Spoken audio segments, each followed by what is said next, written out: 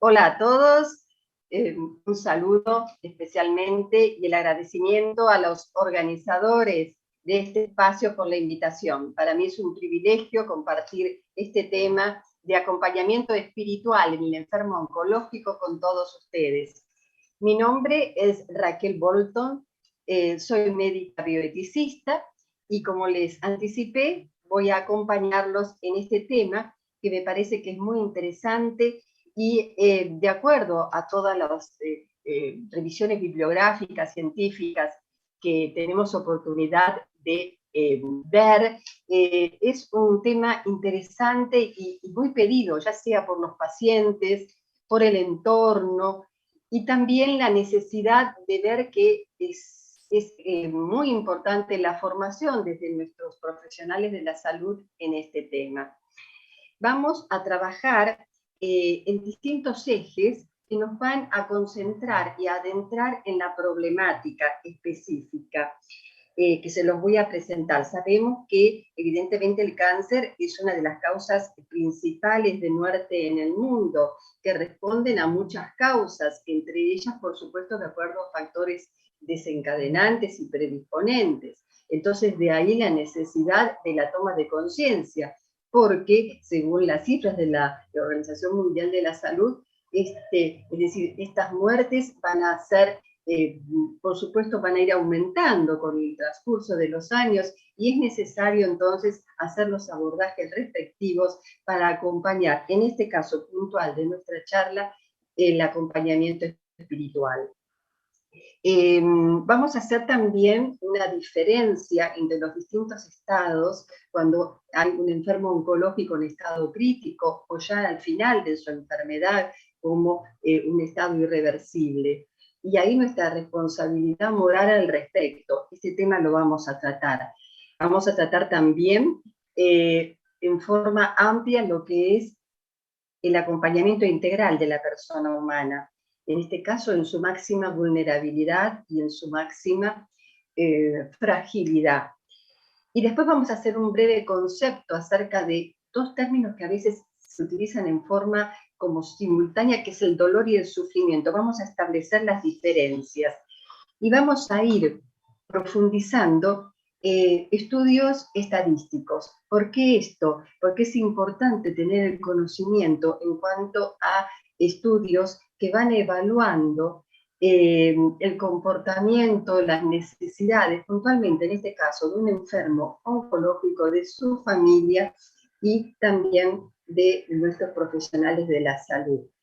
Esto es muy interesante, son estudios, la mayoría prospectivos, observacionales descriptivos, que están realizados por personas que han trabajado, que son competentes, cualificados y calificados en el tema, y esto nos va a dar una mirada de aproximación acerca de la realidad que estamos tratando.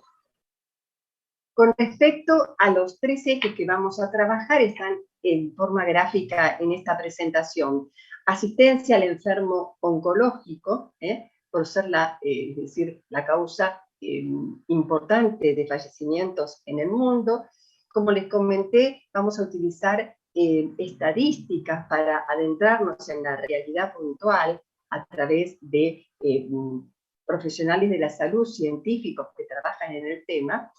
Y después, la atención fundamental, profundizar y analizar la atención en las diferentes dimensiones de un paciente oncológico.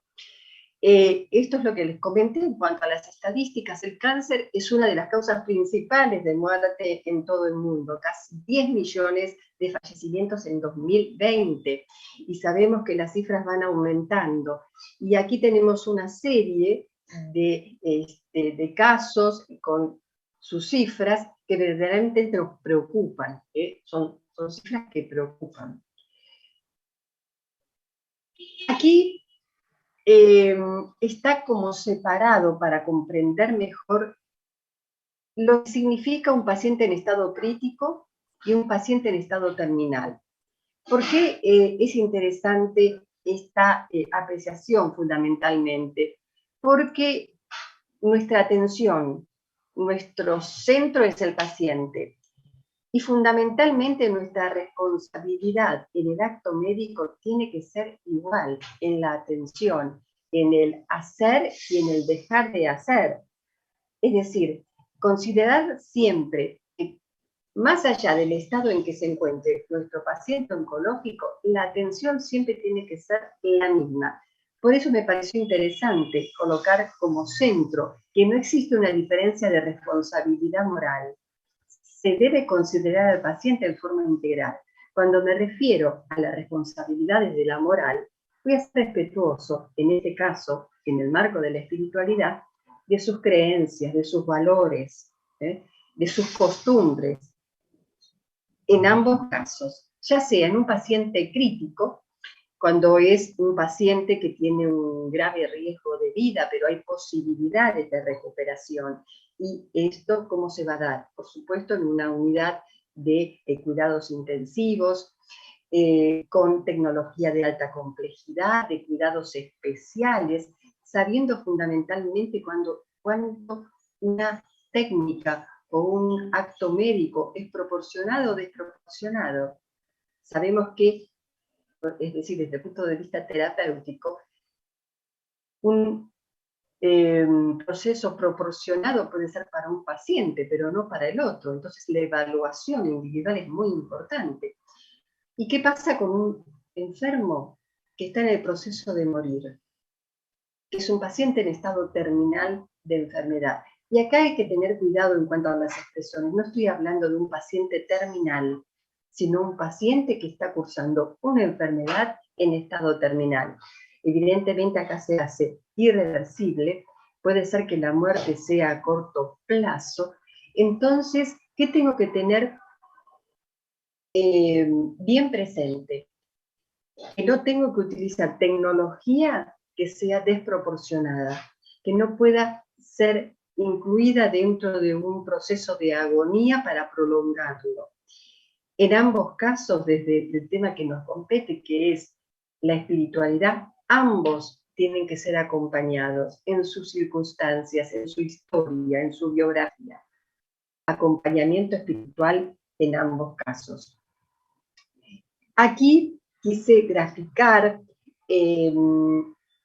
cómo es este abordaje, ¿no? Desde la corporeidad, desde la parte intelectual, el manejo de las emociones, el entorno relacional y fundamentalmente lo espiritual y religioso que debe ser contemplado en todo paciente.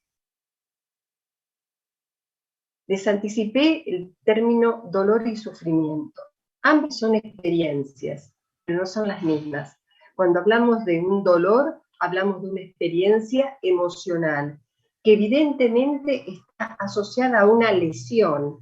Es decir, se la puede clasificar, se la puede ubicar, hay una localización, hay una terapéutica específica, hay un seguimiento farmacológico, que después lo vamos a ver en forma esquemática. Cuando hablamos del sufrimiento, no solamente está incluido el dolor, sino que están afectadas todas las dimensiones del paciente. Hay un dolor que puede ser físico, psíquico, pero un dolor también espiritual. Muchas personas hablan de ese dolor del alma. Entonces, esto es muy interesante y por eso traté de graficarlo con esta evaluación biológica en la cual se habla de los distintos pasos de esa lesión tisular, que puede ser potencial o colocada dentro de ese contexto. Y aquí el dolor se oculta en el sufrimiento, y acá vemos cómo afecta. Nos vamos a adentrar en esta presentación en algo muy importante. Es decir, ¿por qué puse la figura de un triángulo? Porque me parece interesante el abordaje, generalmente lo planteamos desde una ética centrada en la persona humana, que en un vértice podríamos considerar el hecho biológico, la realidad biológica en la que nos encontramos. En este caso, una realidad que es mundial, que provoca muertes y que evidentemente merece una especial consideración. En otro extremo, nos hacemos cargo de ese paciente con una antropología respetuosa de lo que significa el paciente y la dignidad humana, ¿no? Hablamos de una persona humana, y ahora vamos a hacer después como un concepto específico sobre lo que significa una antropología respetuosa de la dignidad humana en una persona humana. Y después hay un extremo que es lo que tengo que hacer, lo que el profesional de la salud debe hacer, ya sea en formación, ya sea en el acto puramente médico. Por eso me parece interesante hacer un abordaje desde el punto de vista metodológico, desde una realidad biológica, una antropología respetuosa de la dignidad humana, y luego el actuar ético, el comportamiento humano respetuoso de la moralidad. Comenzamos entonces con la espiritualidad, y aquí puse otra palabra, religión, que después vamos a ver también las diferencias, porque en algunos casos se hace confuso el término religión y espiritualidad como lo mismo, en un paciente oncológico. Esta es una revisión, ¿sí?, realizada por los autores, que pareció, es decir, hay muchísimas, tomé solamente una y ustedes pueden ver porque hay, afortunadamente hay muchos trabajos científicos muy calificados y son importantes porque ellos nos dan una pauta de cómo poder ir trabajando y optimizando la formación en este aspecto, ¿no? Este trabajo habla sobre la espiritualidad en el paciente oncológico, una forma de nutrir la esperanza y fomentar un afrontamiento positivo a la enfermedad. ¿Okay? Y estos autores, a través de las conclusiones, comparten que la religión y la espiritualidad cumplen un rol importante en el enfrentamiento de la enfermedad, especialmente en el cáncer, ¿sí? Y permiten nutrir la esperanza, resignificar, y esta palabra es muy importante, y este tema es muy importante, resignificar la experiencia y buscar un sentido a la vida, la enfermedad y la muerte. ¿Qué pasa? Muchas personas, cuando están cursando la enfermedad, se plantean muchos interrogantes. ¿Por qué a mí me está pasando esto? Es decir, es una etapa muy importante en que muchos, es decir, necesitan acompañamiento porque pueden llegar a pedir la muerte. Yo no quiero vivir más de esta forma. Y a veces tenemos que ver si no quiere vivir más o quiere vivir de otra manera. Por eso el acompañamiento es muy importante en todos esos procesos que va sintiendo, ¿sí?, y que va experimentando el paciente, inclusive la ira, la depresión. Esos momentos tienen que ser acompañados. Y estos autores, además, definen, a la luz de estos conocimientos, es indispensable que todos los pacientes oncológicos, en cualquier etapa de la enfermedad, y yo agregaría además, en cualquier estado, por eso les comenté el estado crítico o el estado de una enfermedad terminal, pueden recibir apoyo y orientación adecuada sobre aspectos espirituales o religiosos en su centro de salud. Esto es muy importante. Los centros de salud tienen que tener un espacio para este acompañamiento espiritual. Y no solamente el espacio, la formación de los profesionales que van a actuar en ese espacio. Eso es el paciente. ¿Qué pasa con la espiritualidad en el equipo profesional, que como sabemos es multidisciplinario? Eso enriquece evidentemente la atención de un paciente, cuando lo necesita evidentemente, y actuar en forma integral. El concepto de espiritualidad del equipo multidisciplinario de una unidad de cuidados paliativos. Este es un estudio prospectivo de una metodología observacional descriptiva, y pareció interesante porque aquí, haciendo una encuesta a nivel de los profesionales de la salud, se nota que los conceptos de espiritualidad y religiosidad están confusos. Es decir, tienen las herramientas, saben que están esos dos términos, saben que existen, pero al hacerlos explícitos en el acto, evidentemente hay confusión. Esto ya nos da una señal que tenemos que profundizar la formación en los profesionales de la salud para que puedan dar una atención que verdaderamente sea efectiva, de contención afectiva y acompañamiento a sus pacientes. Lo que puede sugerir que los profesionales en cuidados paliativos cuentan con recursos personales para abordar estas necesidades, pero a la vez carecen de información y entrenamiento para la atención de sus pacientes. Entonces, en este estudio, que para mí es muy importante, con sus autores, que hacen este estudio observacional, que además es en un periodo de análisis, por eso es un estudio transversal, porque son analizados en un determinado periodo, desde el punto de vista metodológico de la investigación, en un determinado periodo de tiempo. Y aquí sí vamos a hacer esa diferencia, esa falta de información que a veces tenemos. No es lo mismo espiritualidad que religiosidad. La religiosidad es la experiencia de una religión concreta, es la profesión de fe. Cada uno la puede manifestar de distintas maneras de acuerdo a su creencia. Y además formar parte de esa creencia en forma activa. La espiritualidad es la búsqueda, como dice aquí, al final, de plenitud y realización personal. Dentro de los seres vivientes, todos tienen que ser respetados, porque evidentemente son creados para vivir en comunión y esa vida necesita respeto. Pero la vida del ser humano es única, irrepetible, intransferible y tiene cierta jerarquía respecto a los demás seres vivientes. ¿Por qué? Porque posee dos potencias espirituales que tienen toda persona humana, que es la inteligencia y la voluntad. Más allá de la corporeidad, hay dos potencias espirituales dadas por el alma, que es la inteligencia y la voluntad. La inteligencia, que toda persona puede acceder a una verdad que se le plantea en forma consciente. Y la voluntad es esa capacidad, a través de la libertad que se ejerce, de poder acceder a la misma.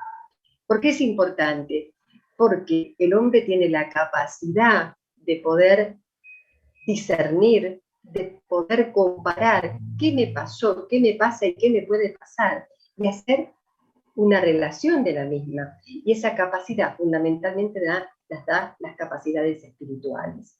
Por eso, más allá de la religiosidad que una persona profese, evidentemente todos somos espirituales.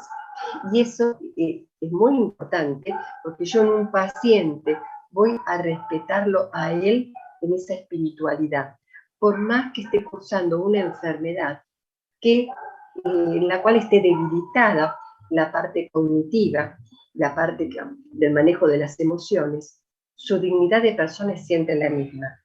Esto más adelante lo vamos a comprobar acerca de distintos conceptos. Como les comentaba, el hombre es un ser trascendente, trasciende su propio cuerpo con respecto a los demás seres vivientes. Es individual, es intransferible, porque es único. Un fraile teólogo, filósofo de la orden de los predicadores, Santo Tomás de Aquino, lo afirma en una manera muy plena. El ser humano es dueño de sí mismo, ¿sí? Se impulsa a sí mismo porque tiene esas capacidades espirituales, inteligencia, voluntad, conciencia para poder rectificar lo que está bien y lo que está mal. No necesita ser impulsado, se impulsa a sí mismo y es la más especial y perfecta de las sustancias racionales. Boecio da una definición que a través de los siglos se mantiene, la tenemos presente, porque habla de lo que es la sustancia, habla de lo que es la individualidad y habla de la naturaleza racional. Por eso acá define a la persona como sustancia individual de naturaleza racional. Y aquí vamos a adentrarnos en el otro concepto, que es el concepto de persona. Persona proviene de un vocablo griego, prosopon, que significa máscara, porque es aquella en la cual resuena la voz del actor, ¿no es cierto? Y también de un vocablo en latín, un verbo, personare, que es sonar a través de, es decir, en la persona, con esa mirada cristiana, es la voz de Dios que suena a través de esa presencia. Porque evidentemente el tema de la persona penetra en el mundo occidental con el cristianismo, haciendo referencia a dos dogmas centrales, como dice aquí en la presentación, de la fe cristiana, ¿no? El de la Santísima Trinidad, las tres personas divinas y un solo Dios verdadero, y en la persona divina de Cristo, la doble naturaleza humana y divina, ¿sí? Hablamos en un principio, cuando les comenté la metodología triangular para hacer el abordaje, no solamente de un enfermo oncológico, sino cuando lo utilizamos en distintas entidades, situaciones. Siempre el método triangular nos lleva a hacer un respeto hacia lo puntual que se está viviendo desde el derecho biológico, remitirnos a que es la persona humana que la está viviendo o la está ejerciendo, y la moralidad y la ética en cuanto a lo que tenemos que hacer. Y aquí va el concepto de dignidad humana, que se tiene que dar en dos sentidos, como está bien explícito aquí. Un sentido ontológico, teniendo conciencia de que somos creados a imagen y semejanza de Dios. Y un sentido práctico, dinámico, que corresponde a cada uno de nosotros ratificar ese perfil ontológico, es decir, con nuestra actuación, con nuestros actos, ¿sí? Más allá de las circunstancias en las que tengamos que actuar, que intervenir. Entonces, la dignidad humana es la conciencia de este doble sentido, y el custodiarlo y el cuidarlo, cuando evidentemente nos compete a nosotros desde sentido práctico y dinámico. La Congregación de la Doctrina de la Fe, hace unos años, manifestó en forma explícita un documento que es una carta para los agentes sanitarios.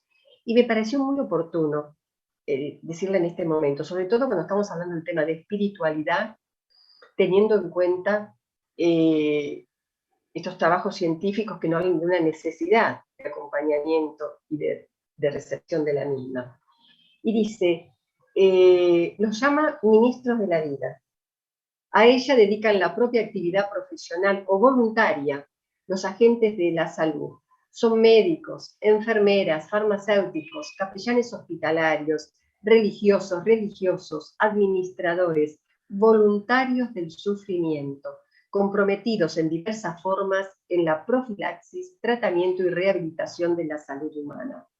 Son llamados ministros de la vida, porque tienen una misión que es sublime, que es acompañar la fragilidad a inclinarse ante ella frente a un enfermo. En este caso, estamos hablando de un enfermo oncológico, ¿no? Y me pareció muy oportuna llamarlos ministros de la vida. Sabemos que frente a todos estos agentes de la salud está el voluntariado, ¿eh? Y eso lo vemos en los hospices, en las casas en los cuales hay enfermos, que a veces para dar esas pautas de descanso tenemos la presencia de un voluntario que ahí está firme, inclusive acompañando en la parte espiritual. Ellos también tienen que ser formados cuando sienten ese llamado, esa vocación a acompañar.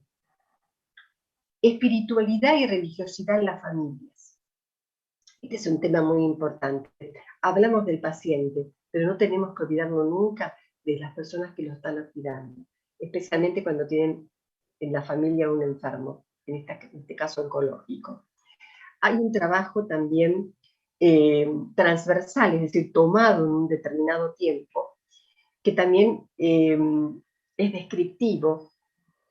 Solamente es un caso que se toma, pero hay muchísimas investigaciones al respecto, y que habla de la religiosidad, espiritualidad y calidad de vida de los familiares de los pacientes de oncología, en este caso en un sector pediátrico, en Brasil.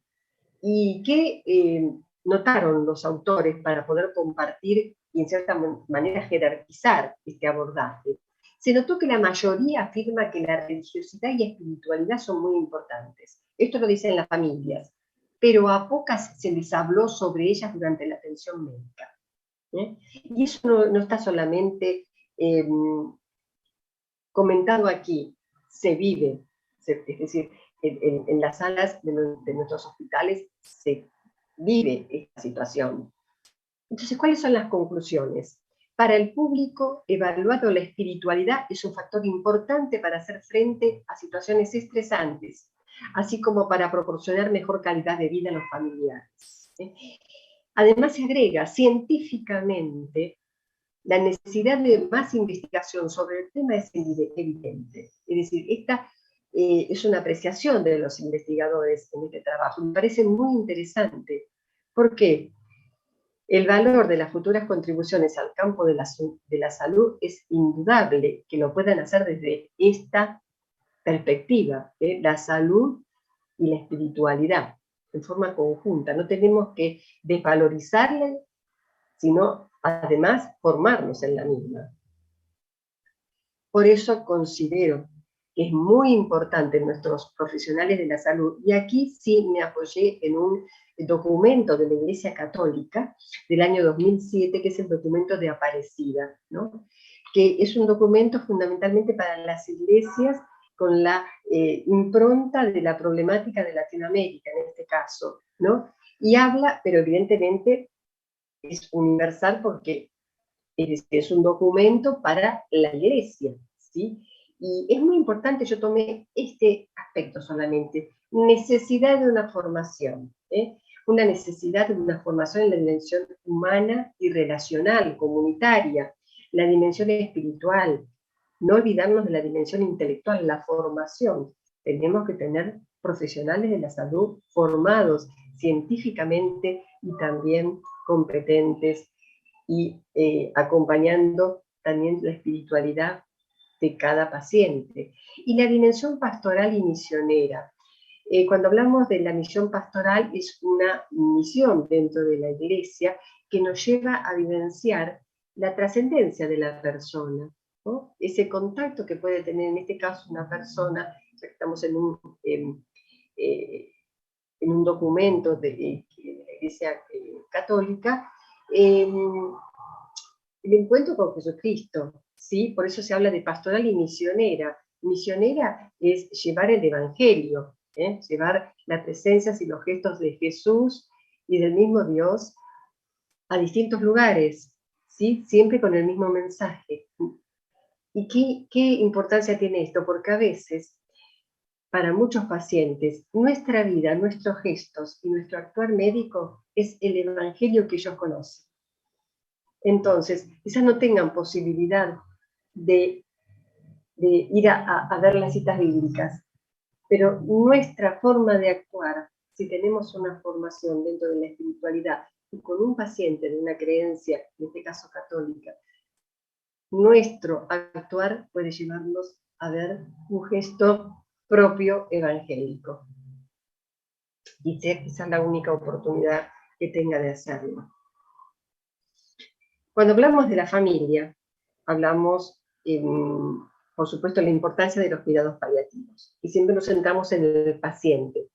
Pero la Organización Mundial de la Salud habla de los cuidados paliativos como el enfoque que mejora la calidad de vida de los pacientes y de las familias. Esto me pareció muy interesante. Las familias también tienen que recibir el acompañamiento. Y en el estudio que nosotros estábamos compartiendo, eso lo refleja. Que se enfrentan a los problemas asociados con enfermedades amenazantes para la vida a través de la prevención y alivio del sufrimiento, por medio de la identificación temprana y la impecable evaluación y tratamiento del dolor y otros problemas físicos, psicosociales y espirituales. Cuidados paliativos, no solamente centrarnos en el paciente, sino en la familia, que también evidentemente recibe toda la angustia, toda el sufrimiento, ¿no? Y hay que aliviarlo, paliar ese sufrimiento. Haciendo referencia fundamentalmente a los cuidados paliativos, adentrarnos de que la muerte es un proceso natural, que no tiene que ser ni acelerado ni tampoco posponerlo en cuanto a que sabemos que una técnica desproporcionada, a veces en un tema consciente, poder relacionarse en los mismos con su familia, reconciliarse, asumir la propia realidad biográfica del paciente, ¿sí? Y esos son momentos sublimes también que se pueden vivir como un proceso natural de la muerte. Proporcionar alivio, integrar los aspectos en forma integral, como comentamos, y ofrecer un sistema de apoyo, reitero, al paciente y a la familia. Para ir terminando, Cecil Sander me parece que es una mujer que estuvo presente con su formación cuando se exigía estarlo en el momento oportuno. Desde sus conocimientos de filosofía como estudiante, desde su trabajo como asistente social, desde su vocación como enfermera, y después notó que tenía que ser médica, ¿sí? Para poder diseñar, proyectar y trabajar como profesional de la salud en el campo de la medicina, atendiendo a sus pacientes. Esta mujer, quise terminar con esta personalidad, porque dice unas palabras que son muy importantes y que tenemos que tenerlas presentes todos los profesionales de la salud, especialmente en este tema del enfermo oncológico. Tú me importas por ser tú. Importas hasta el último momento de tu vida y haremos todo lo que esté a nuestro alcance, no solo para ayudarte a morir en paz, sino también a vivir hasta el día en que mueras. Tú me importas. Yo creo que es un mensaje importante para tener, más allá de todo lo que nos pueda surgir y en este momento, los profesionales de la salud tenemos que tenerlo bien presente. Formarnos académicamente, científicamente, nuestra formación es importante y nunca va a dejar de serlo, pero también no nos olvidemos que tenemos a un paciente que necesita ser acompañado desde su espiritualidad y religiosidad. Bueno, con esta ponencia ya y esta final en la presentación, me despido de todos ustedes. Muchas gracias. Para mí fue un placer y reitero mi agradecimiento.